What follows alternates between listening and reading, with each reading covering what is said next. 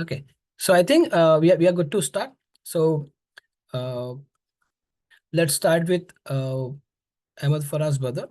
Ahmad Faraz Badar has done his undergrad in mechanical engineering from Aligarh, from Zakir Hussain College, and now he's a PhD student in mechanical engineering and slash engineering physics and many things uh, at Wisconsin-Madison, at University of Wisconsin-Madison in the US. So Faraz bhai, hand over to you. Talk about GRE.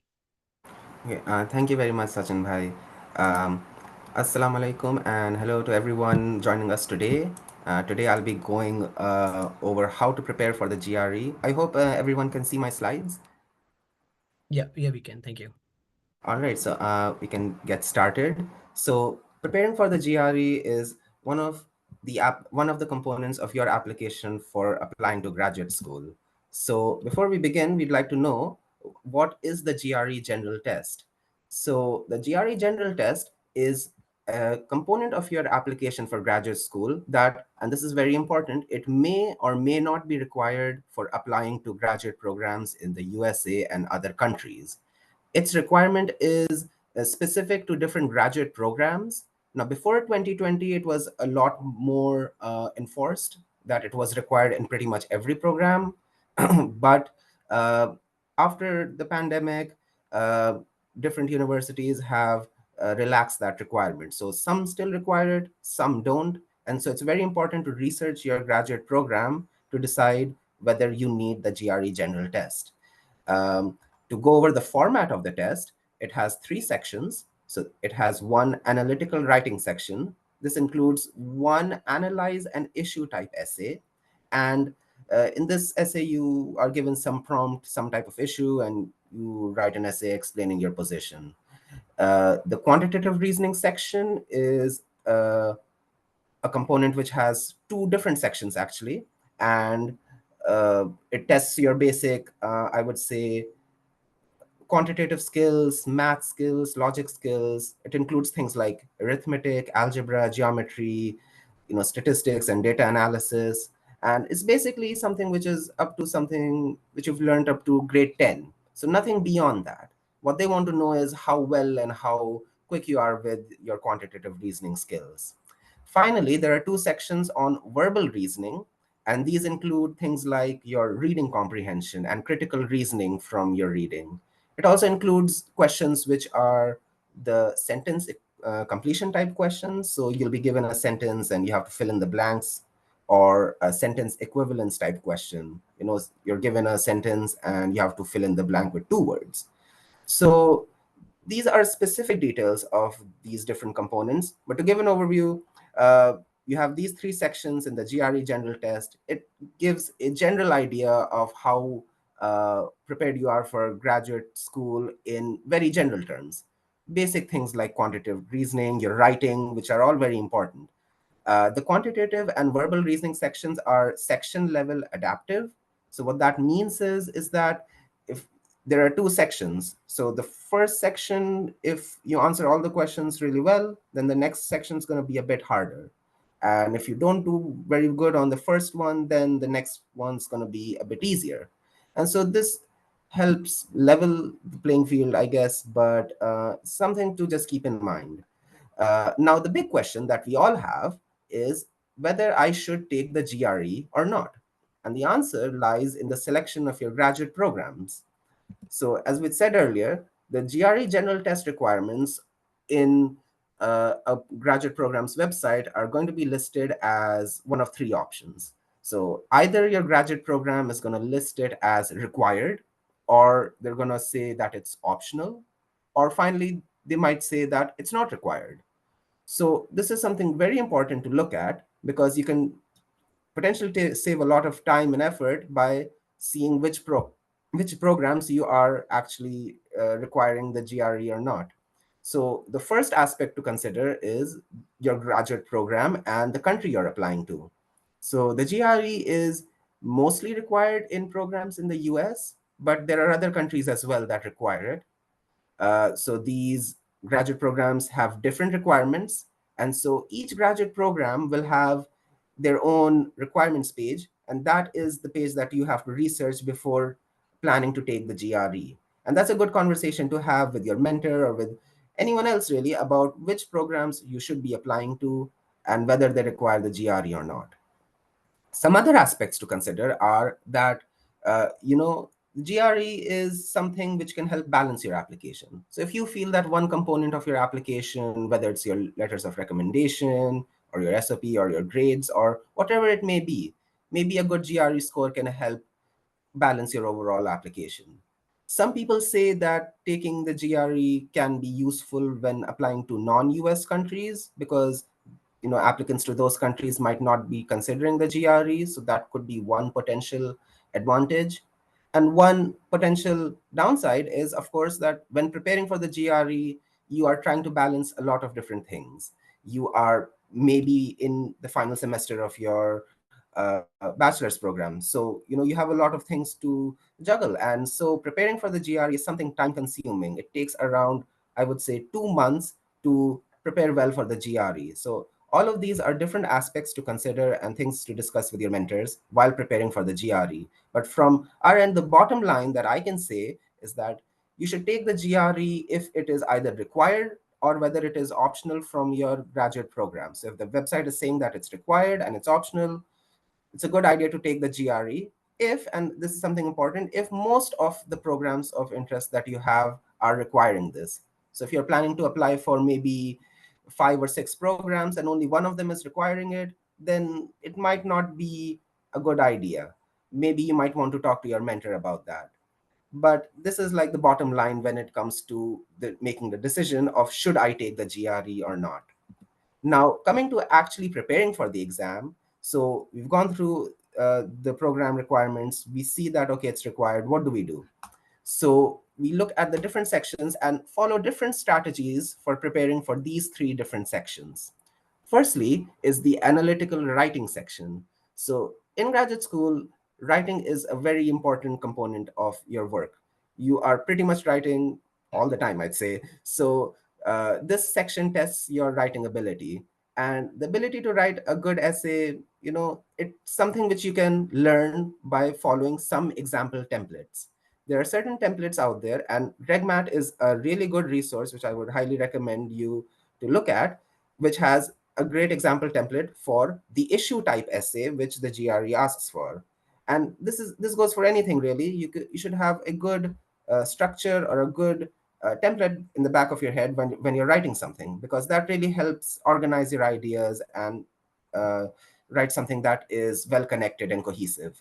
So the example template from RegMat, I think that's pretty much the best template out there for the issue essay. In the issue essay, you have some prompt, some question, or some idea, and the question is asking you to analyze that and give your position on it.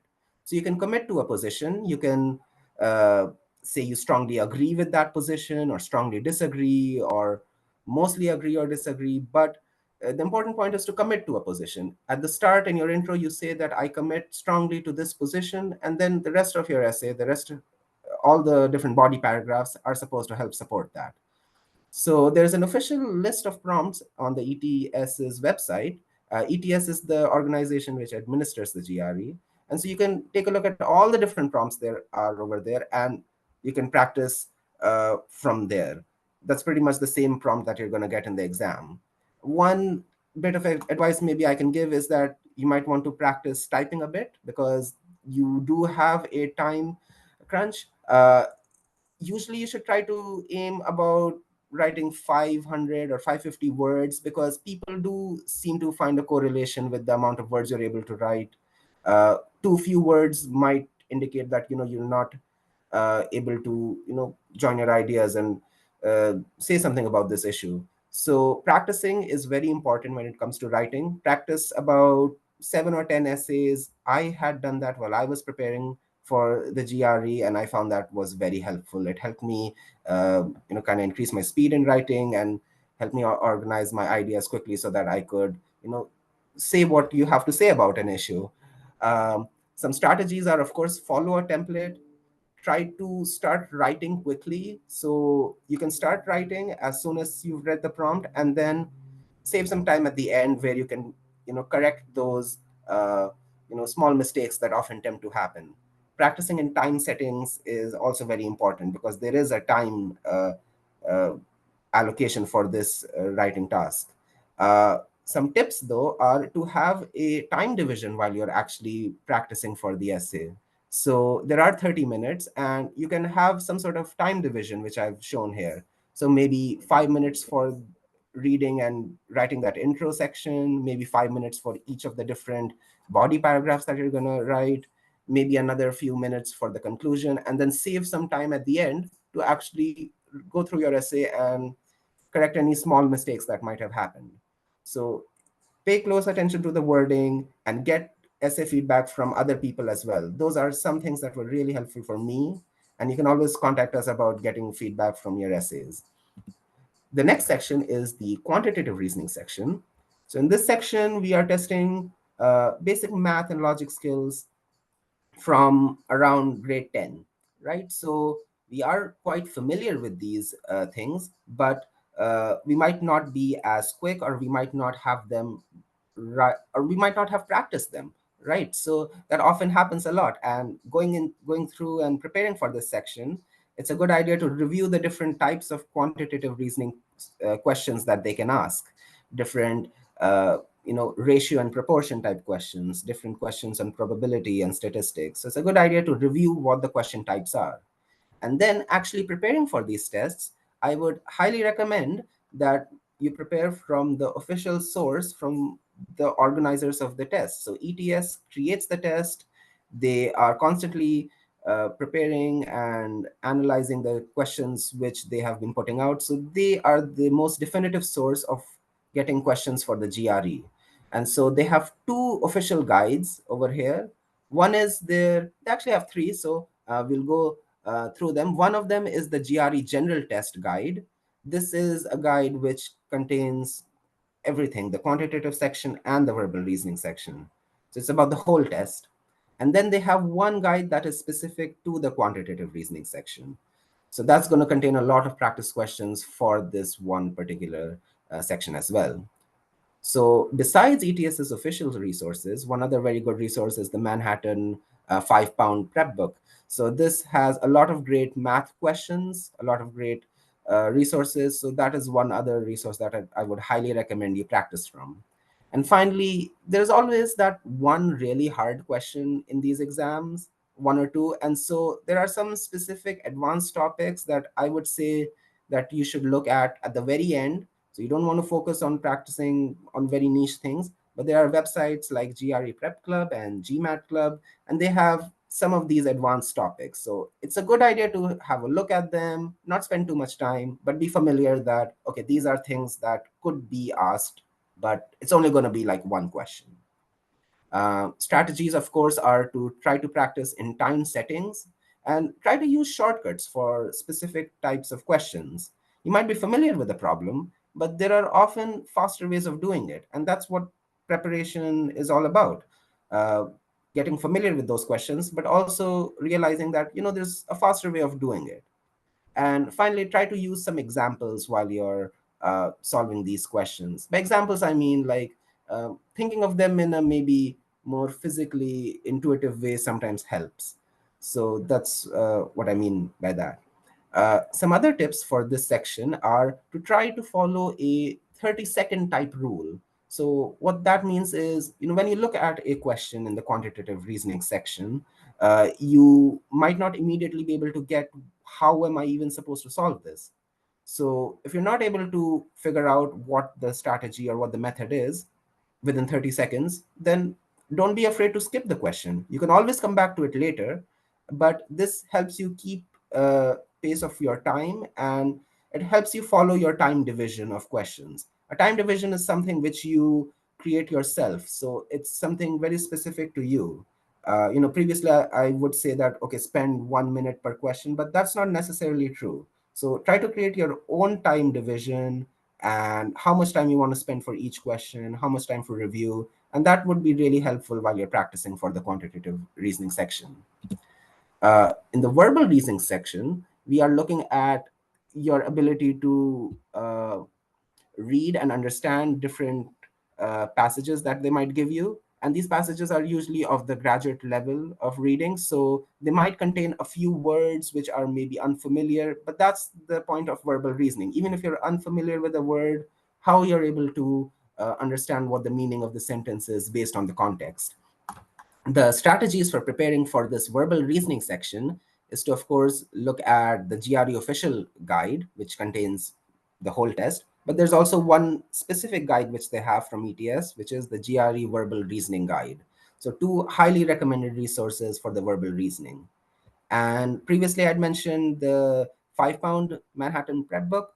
That is a very good resource for quantitative reasoning, but the verbal reasoning section, there's usually a consensus that the verbal reasoning questions are a uh, bit too difficult. They're using too difficult of a vocabulary. So I would say that first focus on the official resources, and other resources you might want to spend too much time on them for the verbal reasoning section at least, because the type of questions over here, they do have a specific structure which you would realize that only ETS is really able to capture. Strategies for preparing for actually answering questions in the verbal reasoning section uh, simply has to do with simplifying the sentences that they have.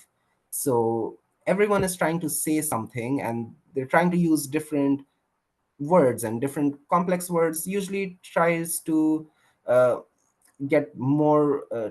enrich the vocabulary of the sentences that they have. But ultimately, whatever complex sentence you have, you can always simplify it. And understanding the purpose of why a specific sentence is you know put there, it really helps understand what the whole passage is about. So while you're practicing for this section, uh, whenever you read something, try to just simplify it in your own head. Try to simplify it in simpler words. And usually that is a better way of understanding what is actually being said, what is the purpose of the words and sentences that are being put in there to usually make an argument, or maybe analyze an issue, or maybe uh, you know declare simple facts about things. So that is a strategy that really, really helps. Also, try to practice some different strategies as well. You don't know what might work for you, but I would say simplifying sentences is pretty much the best strategy out there. Some tips for preparing for the verbal reasoning section are, of course, try to practice these different strategies for reading and critical thinking, but practice them slowly and don't rush into things. I found myself doing that, and that is not very good. So try to take it slow. Don't try to get stuck on one question or overthinking it. Sometimes that really does cause an issue while you're preparing for this exam. And having a time division, of course, that really helps with verbal reasoning. Now, verbal reasoning is a section which people often have a lot of difficulty with, because they might not be familiar with a lot of the vocabulary for this section. So some tips to prepare your vocabulary are to use some flashcard type apps, and these are really, really helpful. I would highly recommend them. Mahwish has a free GRE flashcards vocab builder app, and that's really good because it pretty much contains the list of all the encountered words that are there in the GRE, the top 1000, of course. And it is something which is overall something good, which you can use not just for the GRE but for other resources as well, for other tasks that you might have in graduate school as well. Some other strategies for preparing for your vocabulary are to, of course, use different learning devices like mnemonics or word clusters. They can really help while you're preparing for your vocabulary for your verbal reasoning section. uh, Practicing your reading is also something which is very important, but you can't just read everything, right? So the type of reading that you might have in the GRE are going to be things which are of an academic nature. So that is something that is captured by a lot of different newspapers. The Economist is one really good one. You can find old issues of The Economist online for free. So the old ones. So there is like a wealth of reading material out there. There's a website called Arts and Letters Daily, which collects a lot of good reading, um, a lot of good articles from around the web. Other newspapers are also very good. And what a lot of people might suggest is to try to read novels, but I've usually found them to be not as helpful because the type of writing you might have in those novels might not be very representative of the type of academic writing that they are, often putting in the GRE. So tips are basically try to practice around 20 words a day. That's what these flashcards apps usually have. And try to incorporate a different variety of topics while you're reading. So you might encounter topics from science, but also topics from music, humanities, politics, all sorts of things. So try to practice your reading, but don't spend too much time on it. Maybe 2 hours a week.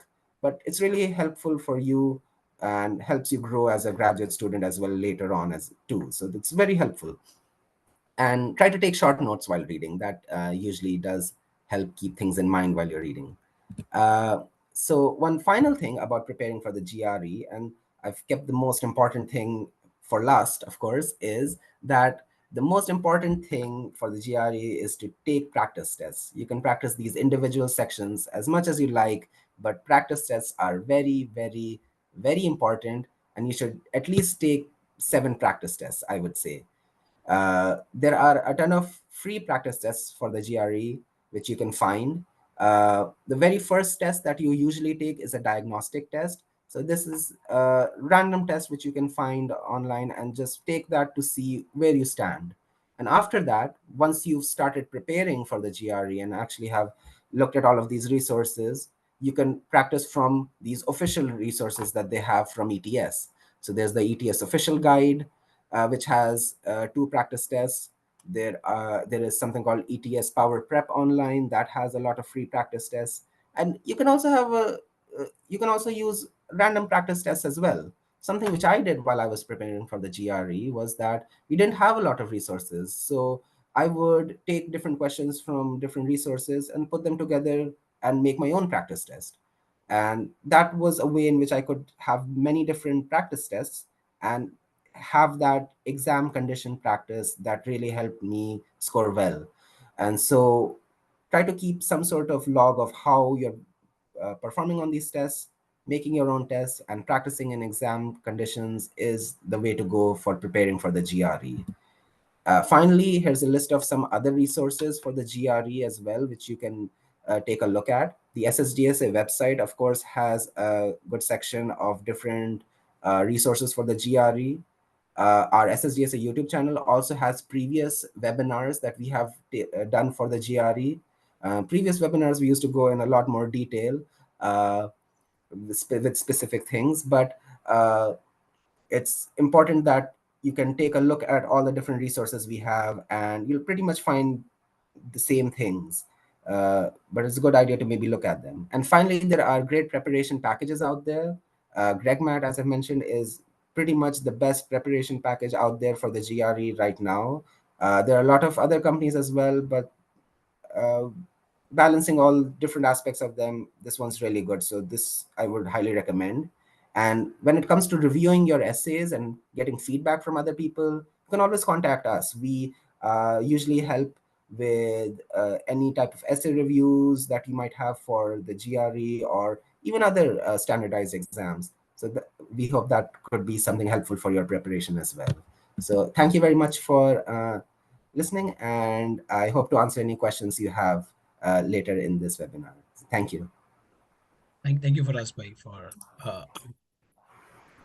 uh, thank you for Rasbhai for uh, highlighting each and every aspect that we our scholars and other attendees need for preparation of GRE. And thank you for answering that question. I think it's very confusing among students that whether we should take GRE or not. And I think thank you. You really did a very nice job, and also for sharing material and summarizing each and every aspect. So thank you again.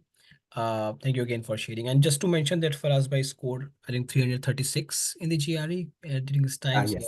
that was really a good score, far far better than I think, at least to me. Yeah, thank you for that. So I think moving on to our next speaker, uh, Mahwish Zaman. Mahwish is our SSGSA scholar, uh, and she has done her bachelor's in psychology from Aligarh, Aligarh Muslim University, and Masters in Psychology from Bangalore. And yeah, we are so happy for her that she's going to join her second Masters in Design Engineering from University of Michigan at Dearborn in the US. Very, very excited to have Mahwish in the US. So yeah, Mahwish is going to talk about IELTS and, the tips and tricks for that. And Mahwish has wonderfully scored 8 in the IELTS. So I think she's a very good source. So Mahwish, hand over to you, please. Yeah, thank you so much. Hi everyone, Assalamu alaikum. Really happy to have all of you on board and congratulations on getting selected for this year. So I'll just start with my slide. Just give me a minute.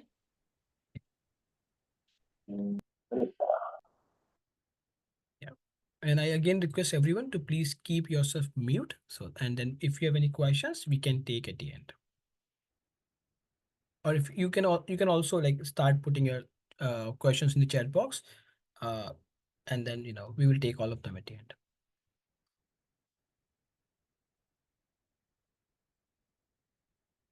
Yeah. Perfect.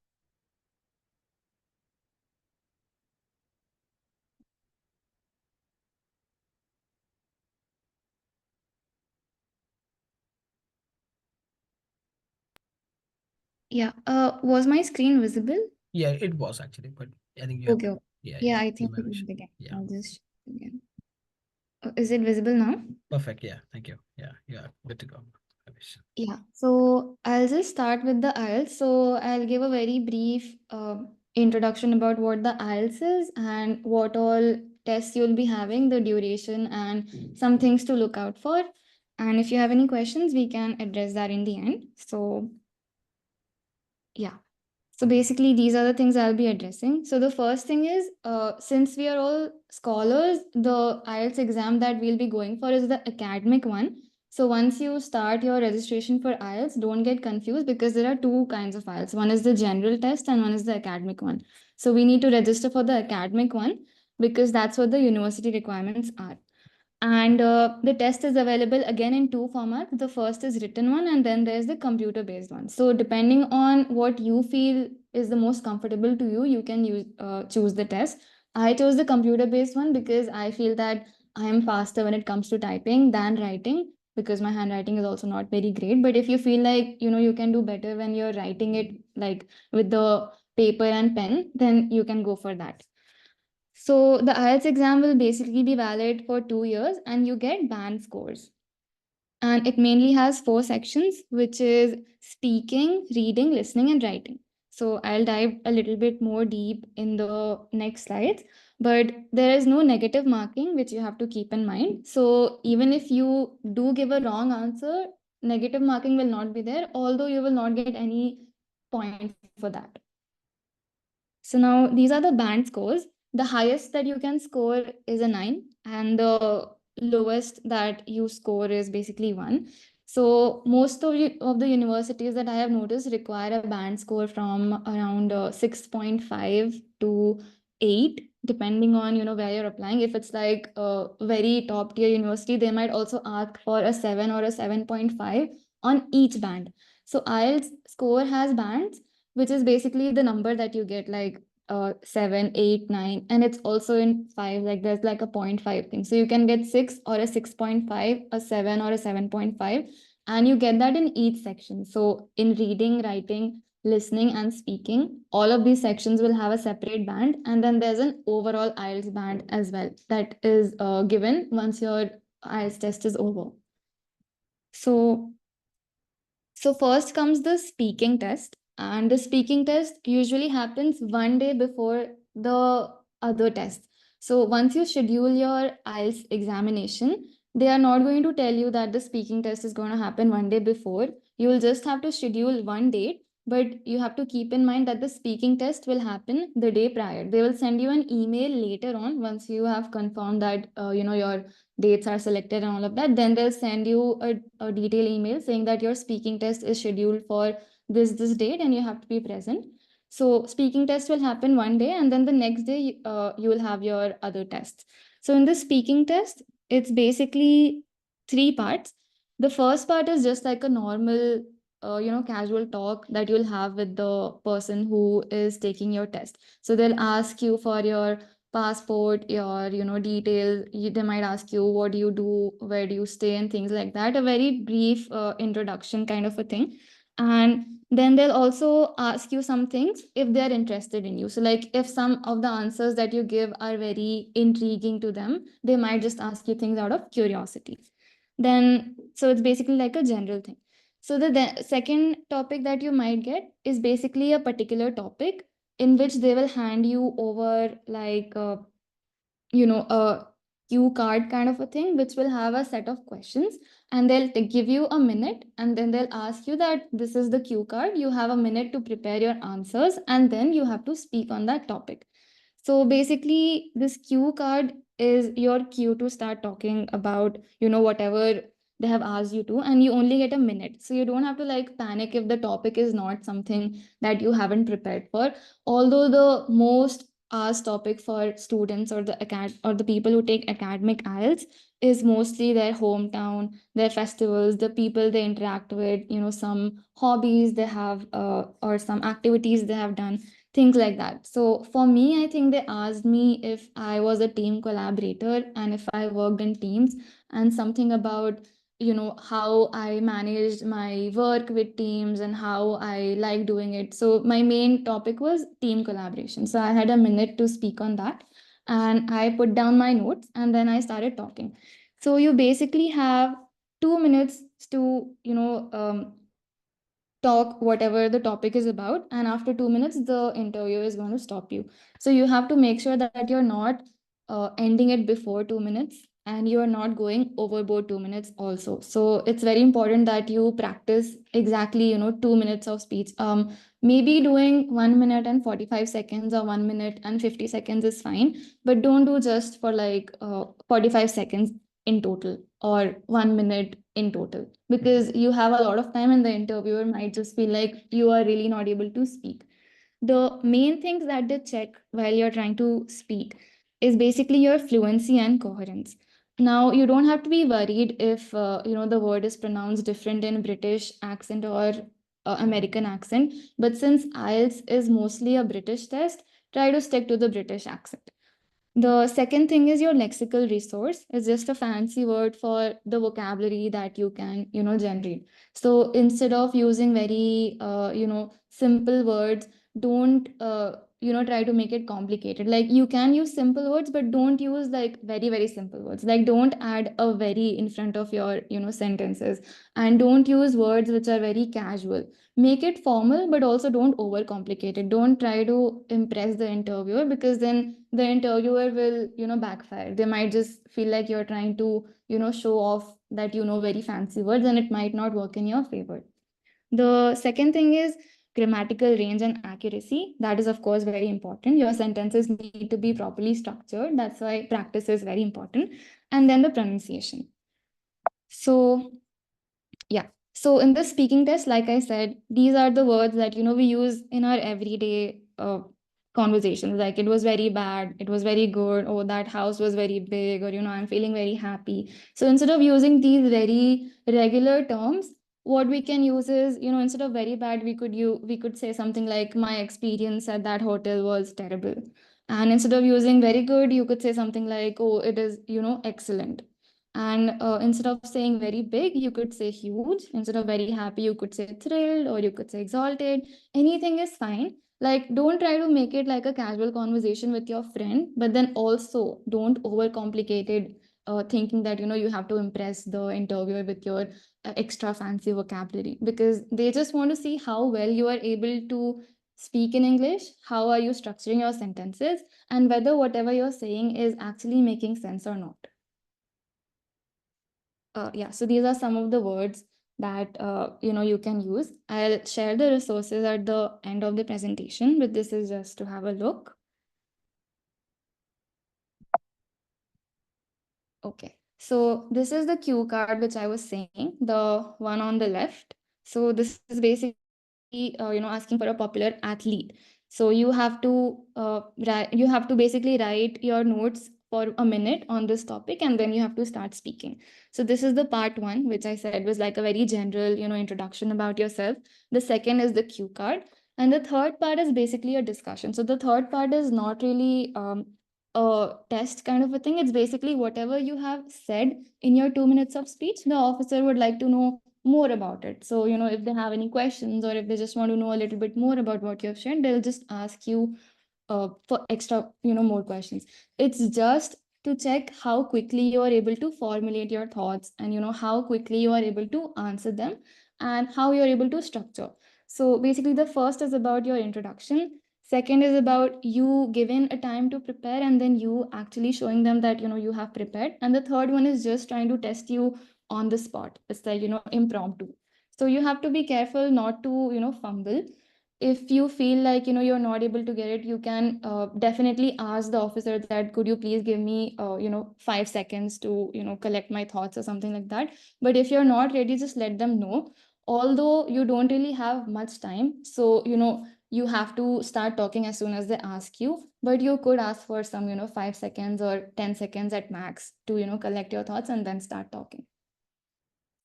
So this is on the first day. Now on the second day we have the listening test, and the listening test will be the first test in your series. So on the second day you will have listening, and then you will have reading, and the last section will be of writing. So the listening test is basically 30 minutes only. There is the audio that you will have to hear, and you cannot pause or replay the audio. It will go at only one pace, and you have to listen to previous listening recordings, because the audio are all in British English. So let's say if you're not very familiar with British English, I would suggest that maybe you could watch British shows, or you could just start practicing IELTS listening tests.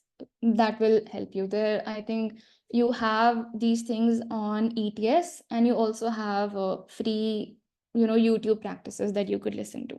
So listening test basically will have 4 questions, and they are divided into 4 parts. Mostly they will tell you about history, conversations, discussions, speeches, things like that, and each right answer will get you a mark.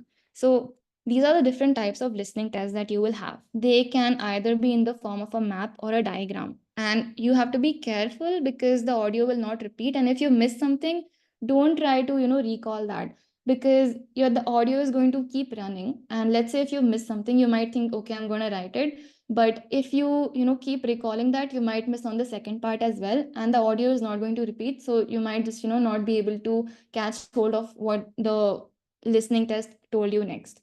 So that is why whatever you missed, like, try to recall it towards the end, but don't try to stick to that and be like, oh my god, I forgot, now I don't know what to do. Like, no need to throw yourself into a panic if you missed one thing or two things.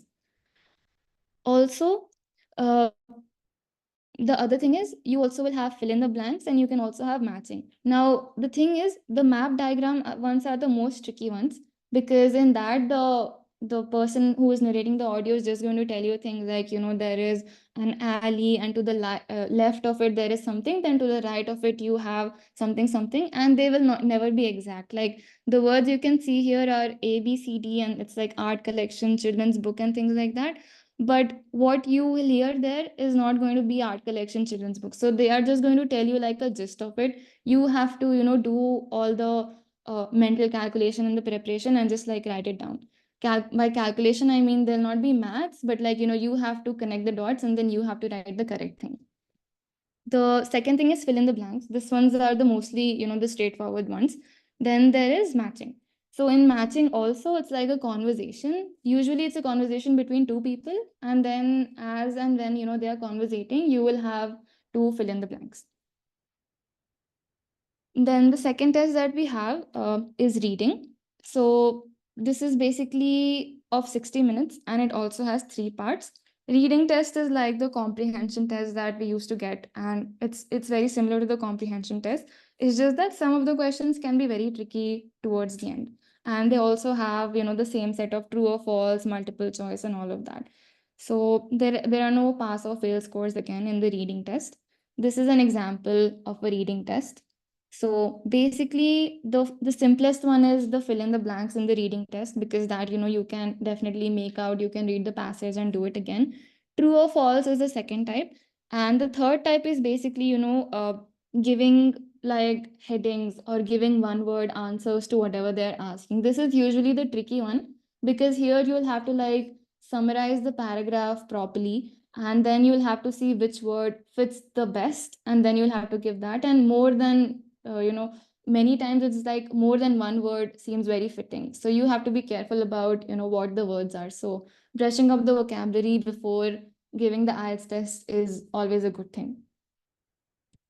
Then the last test that we'll have in IELTS is basically the writing test. It comes towards the end, and you have two writing tasks basically.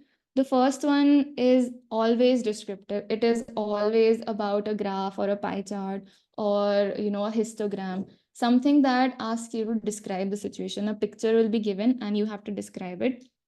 So basically here also they're going to check your structure, your grammar. Spellings are very important, because in the writing test, which is manual and also the computer based one, there is no autocorrect or whatever. Like it will not highlight if you have made any errors. So sometimes you might just, feel like you have put the correct spelling, but the spelling might not be correct. And to be on the safer side, I would suggest use British, spellings. Like instead of COLOR, use COLOUR, because it's just to be on the safer side, because it's a British English test.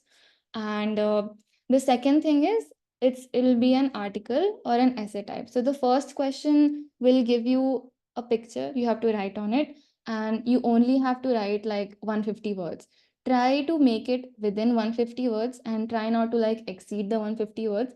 And there's like a very small structure that is to write these descriptive questions. The first type of questions, which is just describe what is in the picture, see if there's any kind of comparison, and then just state what is the conclusion of the picture. That is just it. Don't try to like add in fancy words, and don't try to make it like into a very lengthy impressive thing, and add like use like very complicated vocabulary to show off that you know a lot of words. And even if you are aware about the topic, let's say if the histogram is about oil exports, and you have information about oil exports, then there is absolutely no need for you to add into additional information that because that is not what they're trying to test there. Then the second question is basically the article and essay writing, and it has assessment criteria. So the assessment criteria is basically how you are responding to it, and what is your coherence, cohesion. And the second task is usually given on different topics, but the thing is the second task will obviously be a little longer. So in a total of 60 minutes, you have to manage both the tasks. It's not like they are both timed. You are given 60 minutes to complete the entire writing section. So what I would suggest and what I also did, and Um, most students Maybe also do. sorry to stop you. I think someone is writing on a screen. I think it's Wajia Khan. Can you please uh Yeah, yeah. don't do it? I take a kind request. It's actually bothering. I think the annotation is on. Yeah, just give me a quick moment. Sorry. Sorry to Okay. stop you. Yeah. Uh, yeah. I think you can start, Avishan. Sorry for that. Yeah. Yeah, yeah, no worries. Yeah. So 1 minute. Yeah, so I was just sharing about the second article or essay type question. So basically, the second article essay type question is going to be bigger than the descriptive one. Like I said, the descriptive one is only 150 words, but in the second one, you have to write more words. And you should like write around 250 words. You can also exceed it to like, let's say 260 words. I think I wrote 270 words, but there is no need to exceed it if you can frame it better. So if you can concise and write very crisp paragraph in 250 words, you can do that. So this is an example I have on my screen. The first task is the descriptive one. So this is basically tea buying and drinking habits. You have to spend about 15 to 20 minutes, like I said, because overall you only have 60 minutes to finish off the entire writing section. Now, even if you know something about people and their coffee habits, there is no need for you to, write all the details. here.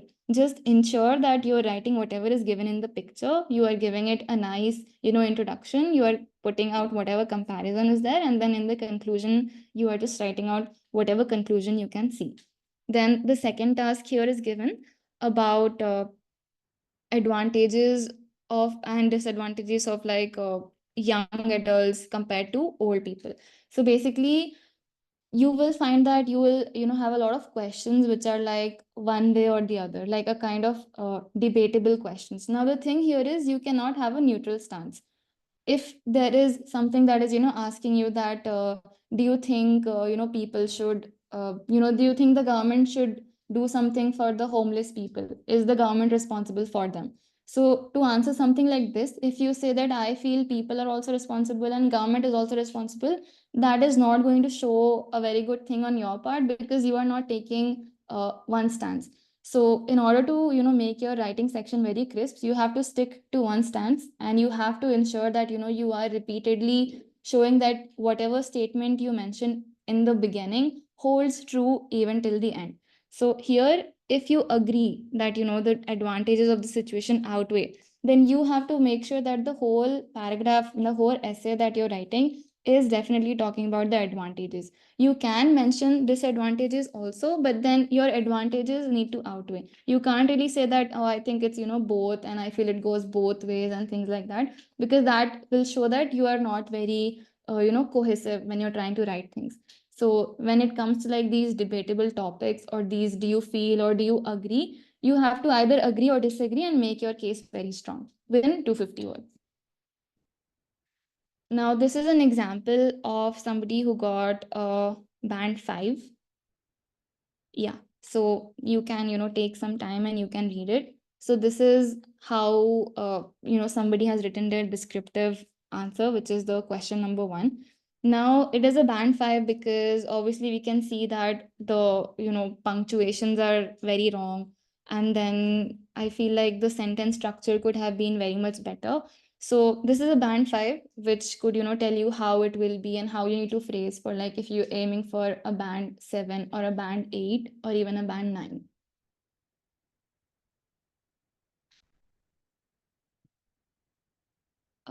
Now towards the end, I have these resources that I had personally used to familiarize myself and prepare. So the main resource that I used was the book that was delivered from the IELTS exam preparation itself. So like once you register for IELTS, you will be asked to pay a fee.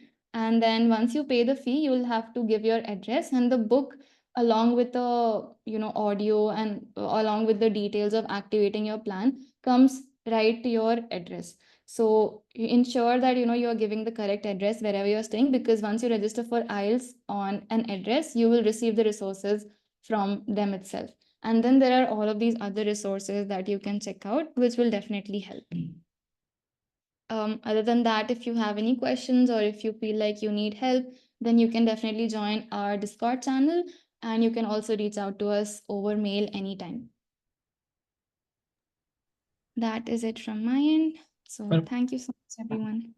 Perfect, Mahwish. That was really a nice and very crisp and very, very, very wonderful summary of how to prepare about IELTS. And thank you for sharing very minute details, like, that IELTS is a British-based examination, so we have to be, act like a Britisher, or, if we are writing spelling like colors, we have to be very careful like that. So yeah, thank you for sharing experience, and that was really useful. And I also, gained really a lot of things from your presentation. So thank you very much again. And there's some questions for you, but I think we can take them at the very end.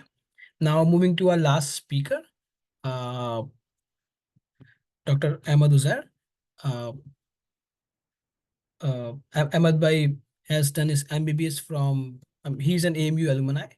I guess he did it, high school from Minto Circle, if I remember correct, or somewhere did I, sorry for that. Plus two boys, no boys. Plus two, okay, yeah, plus two, yeah, thank you. And he did his MBBS from KGMC Lucknow, which is a very esteemed institution. And then he did his MPH, Master in Physical Public Health, from John Hopkins University. and he's a current postdoc at University of Maryland-Baltimore, and he's also doing MSc in evidence-based healthcare at Oxford University. So he has doing so many things which I usually forget that what he's doing. He keeps moving in fair. But yeah, so thank you, Sir Bhai, for for your time, and hand over to you to speak about TOEFL and the related practice, please. Sure. Thank you, Sachin Bhai. Thank you all. Are you able to see the presentation? Not really, actually. We can see like a top bar. Oh yes, we can see now. Yeah. Okay. Are you able to see it full screen?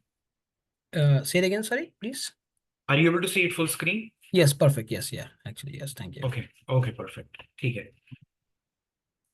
So यहाँ पे slido.com पे जाके मैंने पहले भी डाला था. Just navigate to slido.com and put SSGSA या फिर you can put slido.com/SSGSA. We'll do some interactive polls. Keep it light-hearted. Keep it simple. I'll give you 1 minute while you can navigate. Yeah. I'm adding the link again so that everyone can go and visit the link.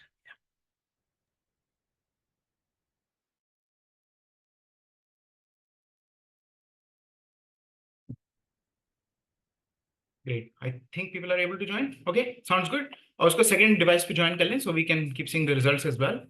So I have no disclosures. मुझे ETS ने pay नहीं किया है. These are my views and target audience undergrad students, right? So I've given the TOEFL twice. Obviously ये सब exam expire कर जाते हैं. एक बार दिया था 119 out of 120 आया. Then got expired. Gave it another time, got the same score. You can imagine every single time speaking में घटता है. And we'll talk about speaking. So vote करें जरा slido.com पे. I think you should be able to do the poll. Hey, okay, interesting.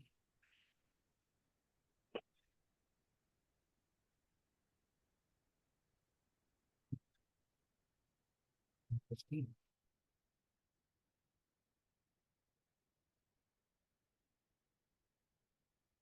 सिर्फ 20 votes आए हैं. If other people want to vote, it's helpful because आपका समझ में आएगा कि आपके perspectives क्या हैं, and then maybe I can tailor my talk. And I know we are at 1 hour, but just maybe 10 to 15 minutes more, and I think you will have your answers.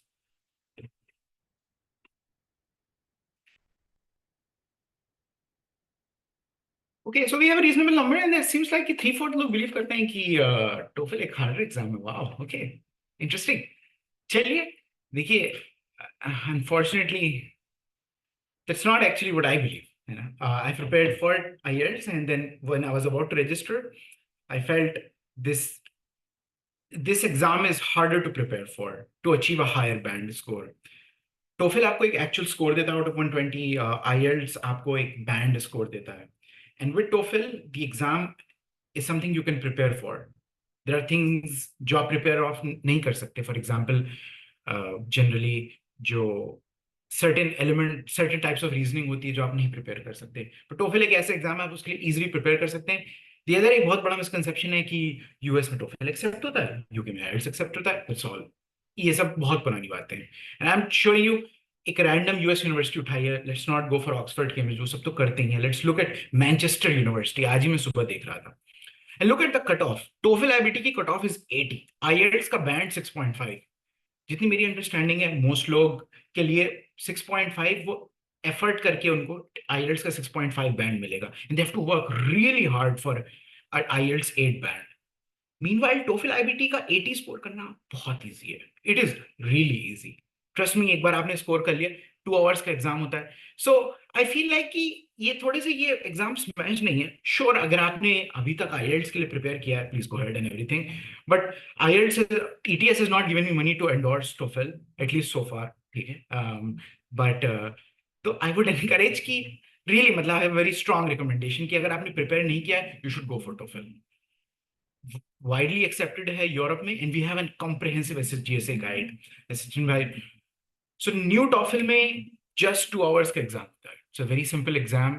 So ऐसा भी नहीं है कि there is a lot of test taking में आप थक जाते हैं. So we have the reading, listening, speaking and writing sections. How to prepare? सबसे पहले हमारी गाइड पढ़ें. लॉट्स ऑफ रिसोर्सेज हैं, आपको इस झमेले में नहीं पड़ना है. I have been taking standardised test for a very long time, USMLEs, everything, much harder exams in TOEFL. And the key to good standardized test prep is आप अपनी resources पे focused रहें.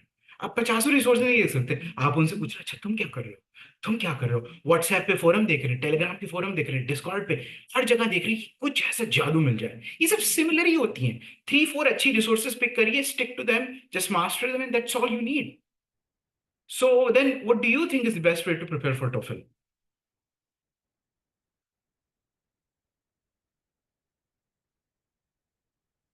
वोट करें slido.com पे. It should, आप नंदन चपक भी पढ़ सकते हैं, राइट, और नॉवेल्स भी बहुत सारी खरीदी है, लॉर्ड ऑफ द रिंग्स भी खरीद सकते हैं, song of ice and fire खरीदी है, पूरी सीरीज पढ़ डाली है, रॉबर्ट जॉर्डन पढ़ सकते हैं, बहुत सारी एडवाइस ले सकते हैं.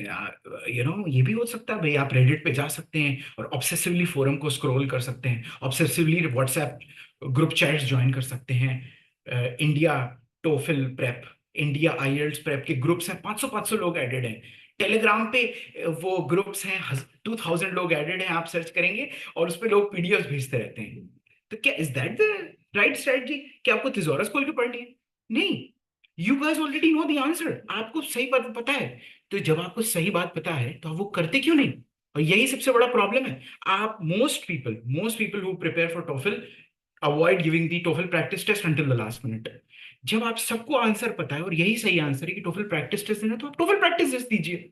And that's what you should be giving. You should give a TOEFL practice test tomorrow. आपका आपका आपने है कि मुझे इस साल एप्लीकेशन साइकिल में पार्टिसिपेट करना है, आप कल ही दीजिए, उठ के बैठिए और कल दीजिए. So what is the most important free resource that you can give? So the there are, अगर सब डिवाइड करें, एक TOEFL official resource, unofficial. Unofficially clearly this is the best resource. एक 4 आवर का फ्री कोर्स है by company called Notefull, highly recommended, का clearly gold standard है. Paid resource की बात करें तो ग्रेगमैट, जो जीआरई के पे प्रिपेयर करवाता है, तो I think that is the best paid resource. Reading is the easiest to score, but हम लोग रीडिंग पे बहुत एफर्ट करते हैं, बहुत ज्यादा एफर्ट करते हैं. सो क्या इतनी एफर्ट करना है? Do you have to read all this English dictionary, Chetan Bhagat novels, Nanhe Samrat? You know what?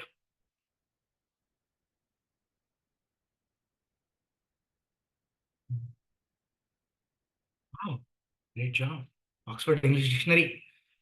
So we have people, देखिए ना, तो हो जाता है, कोई बात नहीं, कोई बात नहीं, दैट्स ऑलराइट. सो हमें ऑक्सफोर्ड इंग्लिश डिक्शनरी नहीं पढ़नी है ना, और हमें जो है थोड़े से एफिशिएंट रिसोर्सेज यूज करने हैं, राइट. तो एनीवे, तो as Faraz bhai highlighted, you have to read Guardian पढ़िए, इकोनॉमिक्स पढ़िए, और हाई क्वालिटी आपको लॉन्ग फॉर्म राइटिंग पढ़नी है. Long form writing is different from short form writing. आपको इन शॉर्ट्स, गूगल न्यूज के स्निपेट्स, टाइम्स ऑफ इंडिया के 2 पैराग्राफ के article, that is not going to cut it. वो अच्छा resource नहीं है, that is not a good practice for reading. आपको थोड़ी सी लॉन्ग फॉर्म रीडिंग की आदत डालनी, कि आप एटलीस्ट 500 to 1000 वर्ड्स पढ़ सकें एक सिटिंग में, और आप समझ सकें और आप उसको सिंथेसाइज कर सकें. और बुक्स पढ़ें, try to avoid novels, as Faraz bhai said. अगर आप कहें कि नहीं मुझे नॉवल पढ़नी है, तो एटलीस्ट कुछ ऐसी नॉवल पढ़िए जिससे आपकी प्रोडक्टिविटी इंप्रूव हो. I recommend 12 rules for life, not an endorsement of the person but the endorsement of the work. Atomic habits is 100%. 2 YouTube channels हैं which I strongly recommend. Greg Mat का एक TOEFL channel है, और TST YouTube channel has become quite popular now. Listening is the second easiest to score. अब यहाँ पे आपको practice करनी पड़ेगी. अनफॉर्चुनेटली मोस्ट ऑफ अस, हम लोग को इंग्लिश लिसनिंग की प्रैक्टिस होती नहीं. हम Amazon प्राइम और हॉटस्टार भी सबटाइटल्स भी देखते हैं, है ना, सबटाइटल हमेशा ऑन रखते हैं, तो यहाँ पे हम गच्चा खा जाते हैं. तो ये सही नहीं है. आपको इंग्लिश पॉडकास्ट थोड़े सुनने पड़ेंगे. And I would recommend NPR is the national public radio of the United states. NPR का फ्री पॉडकास्ट है, कोई भी पॉडकास्ट आप करिए और आप थोड़ा सुनिए. So then it will ensure that you don't miss stuff when you are listening. And you also have to practise some vocabulary. Obviously वो कुछ वर्ड बोलेगा, और अगर आपको बेसिक वोकैबुलरी में आप कंफ्यूज होते हैं, तो then it you will find it hard. Writing third easiest scoring है. तो राइटिंग में आपको बेसिक स्टेप से स्टार्ट करना पड़ेगा. आपको अपनी डेली राइटिंग में एफर्ट करना पड़ेगा to make it grammatically appropriate. आपको अपना सिंटैक्स करेक्ट करना पड़ेगा. आप टेक्सटिंग में तो स्टार्ट विद टेक्सटिंग. आप टेक्सटिंग करते हैं लोगों को, तो उसी से ठीक करिए. स्टॉप यूजिंग शॉर्ट फॉर्म्स, क्योंकि जब आप एंजाइटी में प्रैक्टिस टाइपिंग कर रहे होंगे तो आपके लिए हार्ड रहेगा. So you have to then practise writing formally as well. और आप अपने मेंटोर से कराइए, चाहे अगर आप एसजीसी में हो या आउटसाइड हो, करिए. मगूश का ऐप है. एंड देन एक हाईली रिकमेंडेड वीडियो है, mistakes to avoid in writing. So there is a rubric. I would encourage you कि आप ये रूब्रिक प्रिंट कर लें, आप किसी और को दें ये अपना अपना एसे और अपना रूब्रिक, और कहें कि तुम स्कोर करो. देन आपको रियलाइज होगा, ओह ये मैं ये इश्यूज करता हूँ, मैं मेरे में ये प्रॉब्लम्स हैं. तो ये रूब्रिक आपके सामने है. पहले ही उन्होंने सब आउट पेपर का स्कोरिंग आउट कर दिया. ये कोई 10+2 बॉयज का पेपर नहीं हो रहा है कि आपको नहीं पता कि किस पे नंबर मिलेगा, कहाँ कटेगा, क्या प्रूफ पे कुछ कुछ भी बना रहे हैं, कोई भी डायग्राम, वो सब नहीं करना है. पहले ही सब आउट है, तो आप वो देखिए. The other point is it is writing for academic discussion. आजकल ये नया कॉन्सेप्ट आ गया है यूएस में. जब आप मास्टर्स करते हैं तो डिस्कशन पोस्ट पे बड़ी वैल्यू है कि डिस्कशन पोस्ट हाईलाइट करें, डिस्कशन में पार्टिसिपेट करें. तो आपको थोड़ा सा एकेडमिक डिस्कशन पोस्ट के लिए करना है. And finally the speaking section, जो कि हार्डेस्ट है, तो थोड़ी सी आपको प्रैक्टिस करनी पड़ेगी. And before the test, I would encourage you to speaking English only. Just, conversing in English day to day, every single day, and avoiding conversations in Hindi. And that will really go a long way. तो इसमें ग्रेगमेट की advice है. And take a look. आप अपने आप को record करें. I would encourage you, do a recording on your phone and then show it to give it to some other person, and उनसे कहिए कि ये मेरे स्पीकिंग में आप मुझे स्कोरिंग करिए. आपको रियलाइज होगा कि हम कहाँ पे फॉल शॉर्ट करते हैं, कैसे हम अपनी फिलर वर्ड्स भर लेते हैं. ये स्पीकिंग रूब्रिक्स पब्लिकली अवेलेबल हैं. The PPT will be shared. ये सब the SSGSA preparation guide is also. So there is an independent speaking task, एक इंटीग्रेटेड स्पीकिंग टास्क है. इंडिपेंडेंट में वो आपको एक चीज दे देते हैं कि इस पे बोलिए और आपको बोलना होता है. इंटीग्रेटेड में आपको वो कुछ पढ़वाएंगे या कुछ सुनाएंगे एंड देन आपको उसको बुलवाएंगे. तो then finally the most important thing, free test items TOEFL की तरफ से. प्लीज आज आपका ये है, आप आज जाइए, बैठिए और 2 मिनट दीजिए. आप प्लीज टोफल की वेबसाइट पे जाइए, अकाउंट बनाइए और ये फ्री एक्टिविटीज के लिए रजिस्टर करिए. ये फ्री है. Why don't you start today? आपको वेट करने की जरूरत नहीं है, आपको कल करने की जरूरत नहीं है. You can start today and take the free practice test tomorrow. TOEFL का एक फ्री ऐप भी है, आप उसको डाउनलोड करिए. And finally, कुछ personal advice, just from a test taking standpoint, I have highlighted this before, कि प्रेसिडेंट आइजनहावर थे एक यूएस में, उन्होंने एक बात कही कि what is important is seldom urgent, what is urgent is seldom important. तो आप ये अपनी रेगुलर एक्टिविटीज करते रहेंगे लाइफ की, लेकिन ये टेस्ट प्रेप का टाइम नहीं आता तो you have to block test prep time, because test prep is not urgent but it is important. तो यहाँ पे आपको ये एफर्ट डालना पड़ेगा. You have to make sure कि आप टाइम ब्लॉक करें सुबह या शाम में, and you dedicatedly spend time preparing for that. आपको थोड़ा सा एफर्ट डालें, चाहे वो जीआरई के लिए हो, चाहे वो टोफेल के लिए हो, चाहे मे बी आप एक अनफॉर्चुनेट डिसीजन लेके आईएलटीएस के लिए प्रिपेयर करें. एनीवे, बट आप लेकिन टाइम निकालें.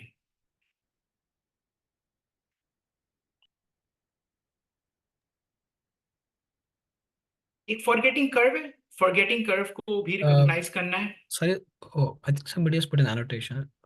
Yeah. Yeah, Ozair, So- can you stop sharing and then, oh yeah, okay. Yeah, Please, okay. I request everyone to please do not write on the screen. It really bothers our presentation. Otherwise, we have to remove you from the presentation. Yeah, Okay. please. So finally forgetting curve है. अगर आप vocabulary आपने आज पढ़ी, आपने आज कोई भी वोकैबुलरी ऐप खोला और आप फिर उसको 3 मंथ्स तक विजिट नहीं करेंगे तो आप सब भूल जाएंगे. यही एबिंगहाउजन रिटेंशन कर्व है. यही आपका रिटेंशन कर्व है. अगर आप एक बार पढ़ते हैं फिर आप छोड़ देते हैं, सो what is it showing? 3 days के बाद आपका रिटेंशन 20% होता है. लेकिन अगर आप रिवाइज कर लेते हैं, जब आप after 1 day suddenly you come on this new retention curve, और अब आपका रिटेंशन मच स्लोली रिसीड करेगा. एंड देन फाइनली आपने 3rd डे पे एक और अपने आप को एक बूस्ट दे दिया. सो अगर आप one day 3 days in 1 week पे आपने जो पढ़ा है उसको रिवाइज कर लेंगे, फॉर स्पेशली स्टफ जो आपको याद करना है लाइक वोकैबुलरी या प्रैक्टिस करना है, you won't forget it.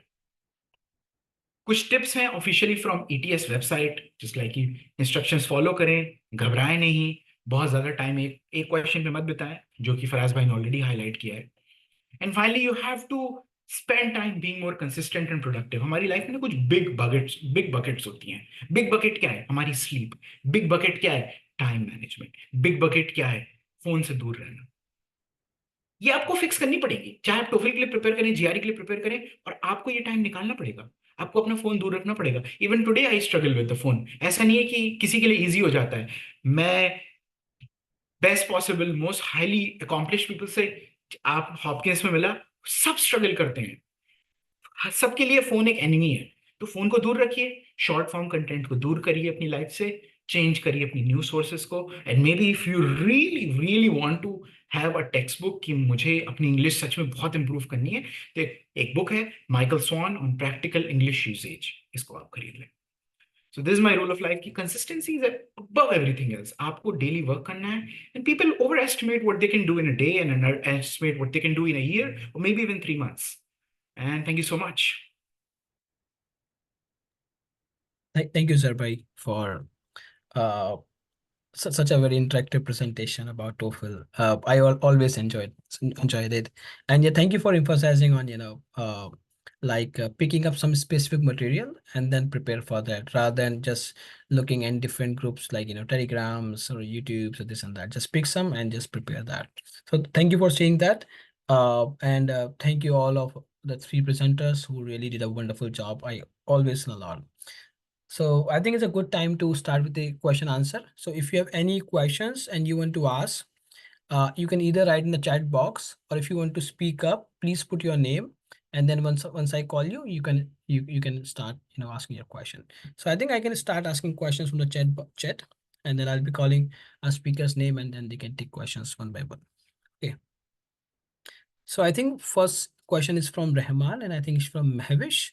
And Rahman is asking that like, will you speak for a 1 minute talk you talk in the interview? Like, please give a 1 minute demo. So maybe if you would like to do that, or if you would like to have any related suggestions for Rahman and other people. So I think I can, but I feel it will be better if like we can share the resources and then talk, because the topics are different. So I do recall talking about team collaboration. So I think I started talking to the interviewer something like, "Hi, I work at XX company in Bangalore, and I've been there since so many like this number of years, and I have worked with a lot of team members, and I am currently a part of team that is run by so and so and so." And then I talked more about what I do, and then how I'm collaborating with other people, and like how I talk to them, how we solve problems and things like that. And that's how I think I finished my speech in around 1 minute and 1 minute 50 seconds probably. Yeah, so it will basically, so if you have something that you can relate to, it'll be great. But let's say if you have something that you can't relate to. So let's say if the question is asking you that, tell me about your recent travel, but let's say you have not traveled recently. The last you traveled was an year back. So then you'll have to make up something, or you could just recall the travel that you did an year back and then make it very personalized. So giving generic answers will not help. Talking like a robot in a very monotonous tone will also not help. And the most important thing is, don't try to fake an accent. Like, don't show that you know British English or you can talk in American English. Be as normal as you can, and like conversate in a very normal and a very friendly tone. I think that should definitely help.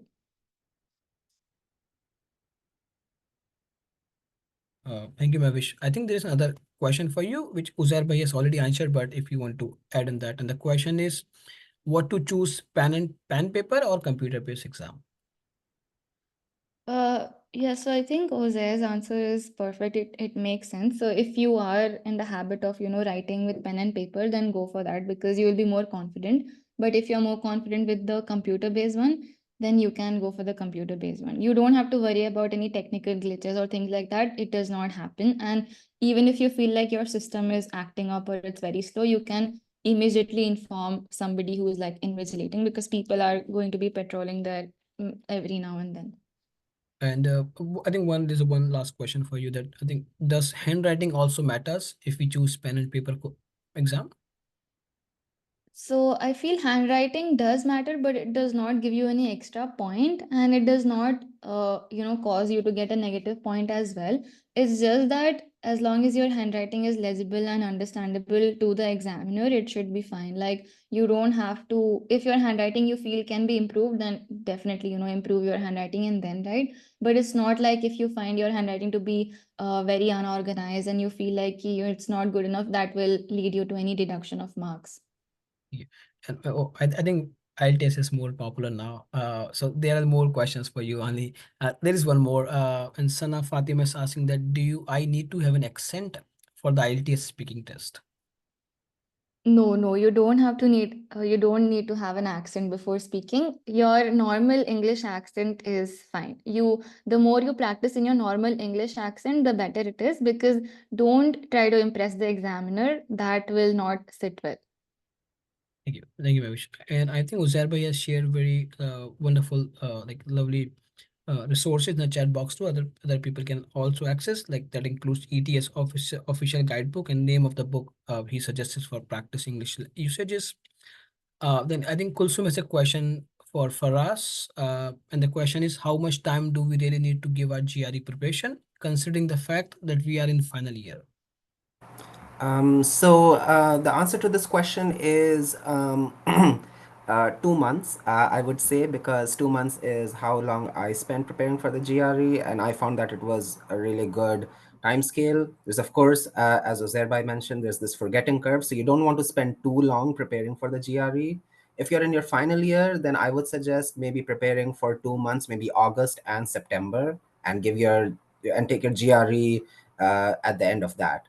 And that's also a good time frame to give your exam, because most of the application deadlines in the US are around 15th of December, so they do want the scores sometime in November, right? You want to have some time in between, so that's how long I would say, about 2 months. And in a day, I would say maybe 2 hours, right? That's 2 hours is how long the exam is now, so that I think it's that's a good time frame.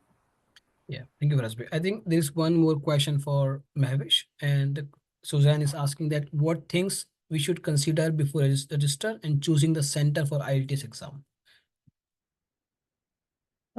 So I don't think there's anything specific that we need to consider, but most likely IELTS centers are almost all over India now, from what I know. In case you find that the center is not there in your city, you can book the nearest center, but just keep in mind that the speaking test will happen one day prior to the date you have booked. So let's say if you have booked for 1st August, the speaking test will happen on 31st July. So that is what you have to keep in mind. And it also differs based on whether you have chosen the pen and paper test or the computer-based test. I think the computer-based centers are more compared to the pen and paper one, but all of this information will be there on the site. Once you select your preferred mode of giving your IELTS exam, you will find a list of centers there and the dates also along with them. Thank you, Mahwish. I think Sana is asking that is there a speaking test for TOEFL as well? I think Uzair bhai has already mentioned yes, but if you want to add anything, Uzair bhai, for that. Yes, there is a speaking test. It's exactly like IELTS. There's similar four sections. Just that जो TOEFL का speaking test है, and I have heard from several individuals, and that's what it anecdotally indicates. There is a computer-based, AI-based rating, and there is a human manual rater. So there are two independent raters. In case of discordance between the two raters, it goes to a third rater. So people who have an Indian accent, मेरी understanding है, or especially who have a strong Indian accent, including me, sure, they generally tend to do well on TOEFL because वो system आपको penalize नहीं करता. Often I've heard कि जो IELTS exam है, it does slightly penalize you for having that true, very heavy Indian accent. And it is like, and this is anecdotal experience, but that's what people have told me. Okay. Thank you, Uzair bhai. I think a lot of students are asking about sharing their slides. So we will upload the recording of this whole workshop in a couple of days, and on our YouTube SSGSA YouTube channel. So you can definitely visit and access the whole presentation. So yeah, I think you have Aran's questions about research work, and these exams are already answered by Ozair bhai. I'll be asking that when should we register for the test? And I think the best answer would be, when you are done with the preparation and before, the deadline of the application process. So I would recommend if you can do it by the October or even before that, that would really be great. So Sachin, yeah, can I Faraz, add just one thing please with definitely. this? I think it's a good idea to create an account on their websites and check which dates are available. Sometimes you might find that they might not have dates available sometime in September or October when people are actually taking this exam. So it's just a good idea to know what dates are available so that you can plan your registration. Thank you, Faraz bhai. I think Sana is asking one question that I think it's related to IELTS, that do we get any email regarding the speaking test being prior to the written one? Yes, yes. So once you have registered and you have made your payment and everything, soon after that you will get an email saying that your speaking test has been scheduled for this timing. So you have to make sure that you are there in the test center 2 days before. Like, you reach the city of your test center 2 days before, because your speaking test can happen either in the morning shift or in the afternoon shift. So whichever it is, depending on that, you will have to like be present there. And they will not let you in if you reach, like, let's say if the exam is in 30 minutes, it's ideal to reach 1 hour before. They will start letting you in after, like, when there's only 30 minutes remaining. But if you're like late, then they don't allow you. So like just make sure that you're on time in case the center is not in your current city. Thank you, Mahwish. I think we are pretty much done with the time. So thank you everyone for joining today. Uh, and if you have any other question, you can email us on at contact@ssgsa.us. I have added the email in the chat box. Like a couple of announcements is before we end up the session, that we'll be sharing a workbook. I mean, like a book with all the sources that you may need to prepare for GRE, TOEFL, and IELTS, that are scholars, all the scholars that includes present speakers. They have gathered and shared, all the materials, so that you don't have to roam around. You don't have to just look for different groups. You just, open those sources and can start preparing. We'll be sharing them in by this week. And those who are not our scholars and not our mentees, you can always email us if you want that resources. We have again mentioned the email in the chat box. And we'll be doing more webinars in the coming weeks. That includes like how to write a CV for a grad school application, how to email professors, what are the good practices, how to write an SOP, and all of the required workshops that you may need for grad school applications. So again, I would like to thanks all of our three speakers, Mahwish, Faraz, and Ozair, for sharing their wonderful experiences, summarizing things so beautifully and making things interactive and answer all the questions. So thank you again, and thank you everyone who have joined today. And we wish you a very good luck with the grad school application. This was the first workshop. This was just a beginning for your grad school applications. Keep working and stay tuned with SSGSA if you want more help. Thank you again, and good luck. Take care.